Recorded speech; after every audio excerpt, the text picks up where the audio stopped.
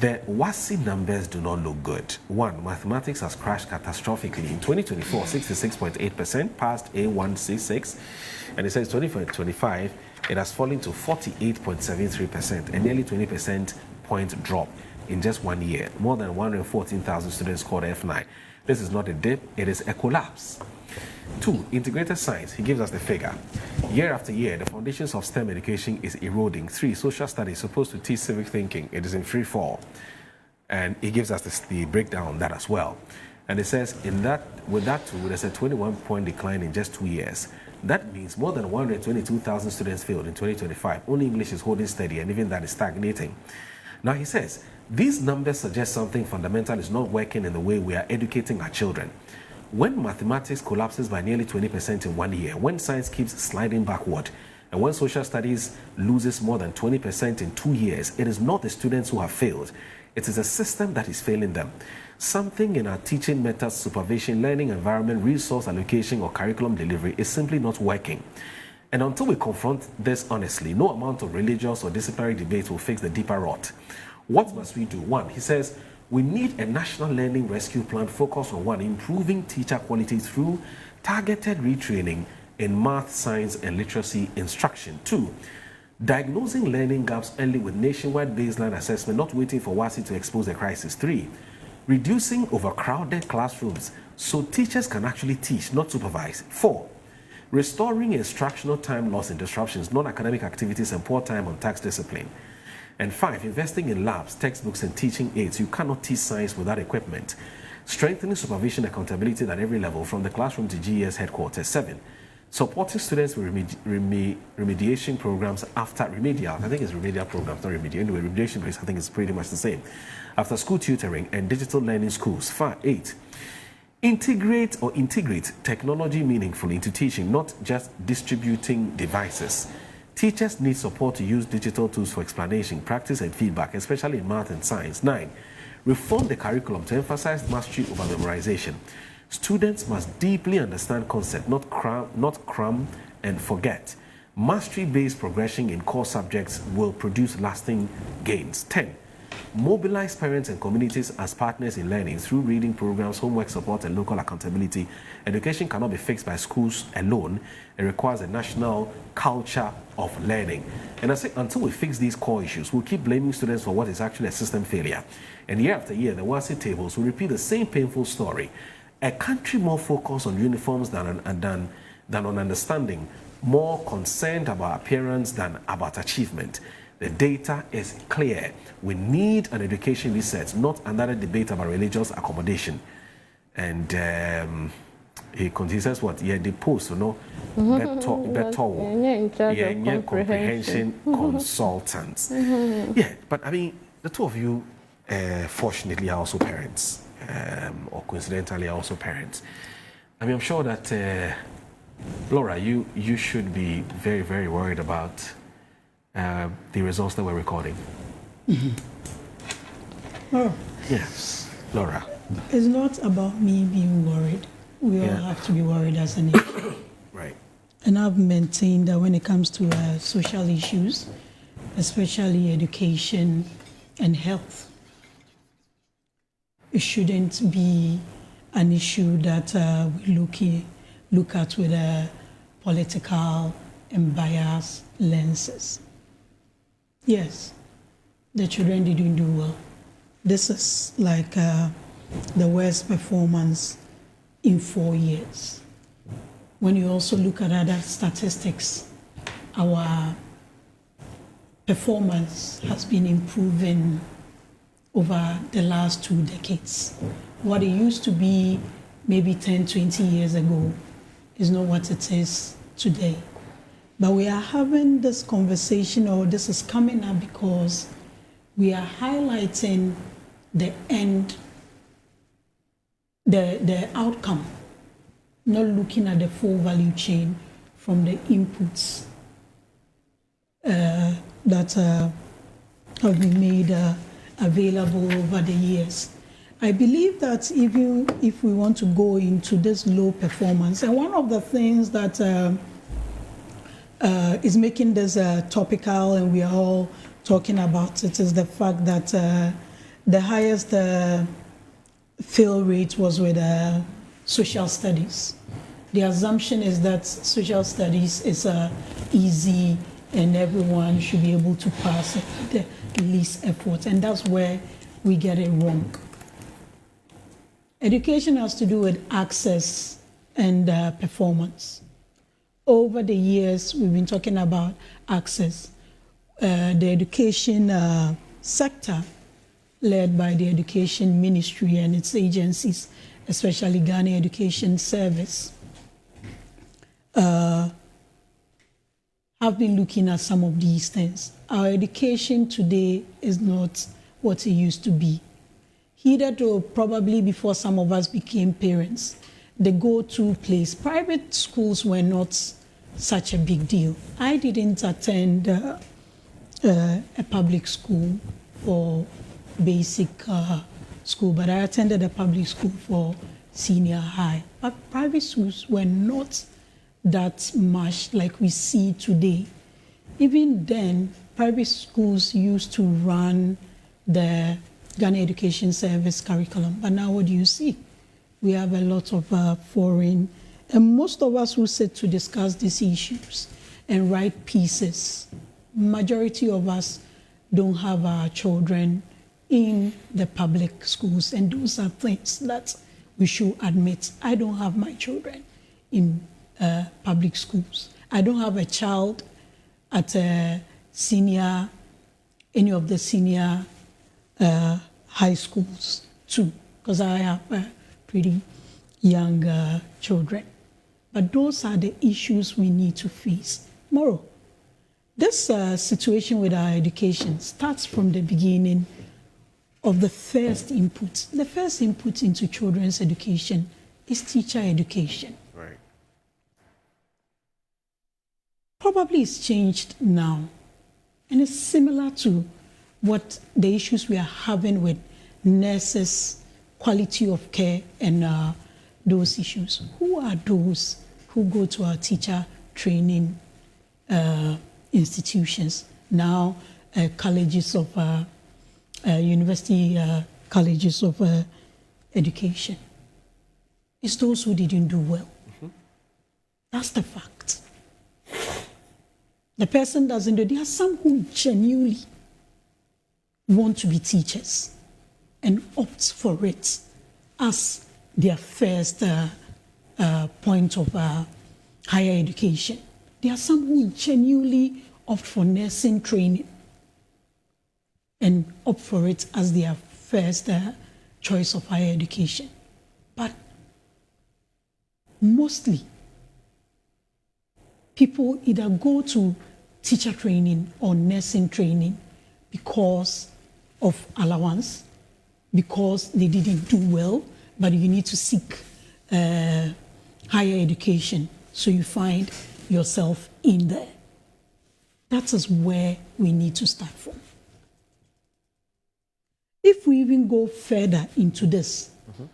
I haven't done any analysis yet, but I believe that if we go into the data or whatever data analysis or breakdown of this pass rate, you see that rural Ghana will be the one suffering most from these figures that we are all seeing as the national average. When we really want to do a disaggregation of this data, we'll see that rural Ghana, less deprived areas will be suffering.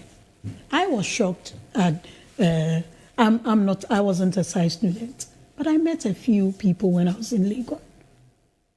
Some of them did titration on paper, on blackboard, but they are in school with people who had relatively advanced labs. Right. So you realize that over the years, and at least in the last 8 years, a lot of attention was paid to STEM, because that's where the world is going. Yeah. But we've built a certain stock with a certain mind to do the instruction. Yes, efforts are being put into to reorient them. They go for trainings. You remember the laptops for teachers and all that, the licensure exam, all those innovations that came in. But if we don't continue some of these things and we want to realign them and all that, yes, it's good to change depending on modern trends. But how do we enable what is existing, build it properly, and add on? Because we can't be talking about education outcomes without access, which free SHS brought at the secondary level. But from kindergarten, if we even want to do a cursory survey in this room between three of us, how many of us have our children in public kindergarten to junior high school? I believe we'll get zero. Yeah. And those are the things we need. Why are we opting out? And it's become our nature of, as a people in this country. It's like we voted people into power. They should solve all the problems. Yes, there was a manifesto. Promises were made by whichever government comes into power. But the people need to be part of it. It's not just the job of just think tanks. And that's even another conversation altogether going forward. Right. Right. It's all of us as a collective. Right. It's not only for opposition to be pointing out what government is not doing right or not. It's all of us as a people have to be involved. But what do? It's just like the way we address all our issues. Oh, I don't want to be the one raising the alarm. Oh, I don't want to be the one. Oh, my children will be victimized. So like we find ourselves in areas with bad roads, rather than pushing the local authority or coming together and looking at who is responsible, how to solve it, we buy four-wheel drives. That's our mentality and our approach, and we need a reorientation. Whether you buy cocoa, whether you buy chewing gum from the roadside, whether you buy big items from big shops, your tax, you contribute to what is the money that is being put into all these interventions, and we must all be interested. We shouldn't just wait when statistics come out. They want to ascribe all kinds of reasons to it. We need to be interested in the full value chain of education system. It got to a point, parents would take their children to private high schools. Then there's a whole load on the senior high school. That one is also changing. We're having a lot of schools now going into the senior high school system now. So that alone is changing. And it's coming with what are we all committing to as a people to do? As for the rhetoric, as for the slogans, they are not going to solve our problem. Yes, access has been created. One of the things that came up, apart from increasing access, was infrastructure. And there were plans in place within the last 8 years to build up on the infrastructure. You remember the double track system? Yeah. We spoke about it. At a point, some schools were weaned off it. How far with that? Because instructional hours also count to performance.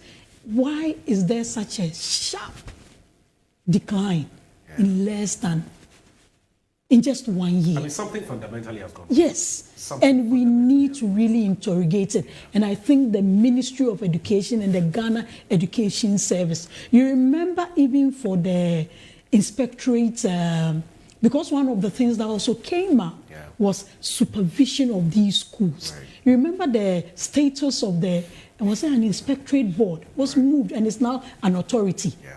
It's what? That's the one that, what's the name? The one that, NASIA. Yeah. It's now NASIA. Yeah. It's now an authority clothed with much powers to make sure that our educational institutions, and it's not even limited to just the public schools, they are in charge of making sure that the private schools also do those things. But you see, it also gets to a point where some of our institutions get so fixated on internally generated funds, sometimes the main mandate. So a lot of attention is on how the fees and charges can be gotten.